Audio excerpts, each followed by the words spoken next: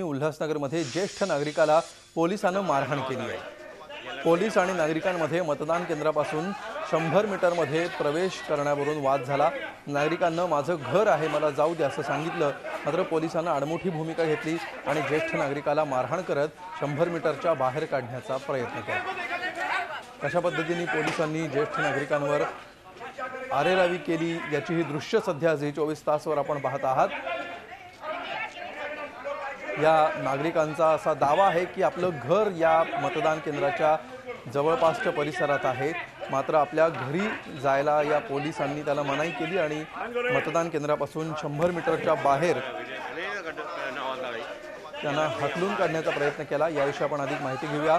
आमचे प्रतिनिधी चंद्रशेखर भुयार सध्या आपल्या सोबत आहेत।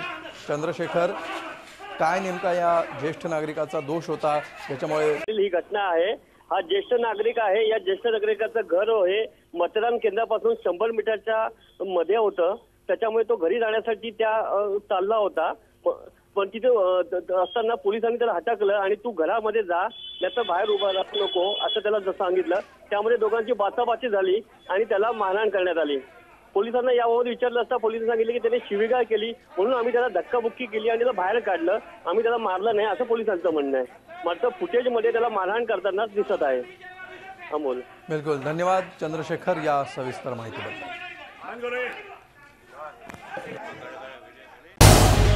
झी 24 तास रहा एक पाऊल पुढे।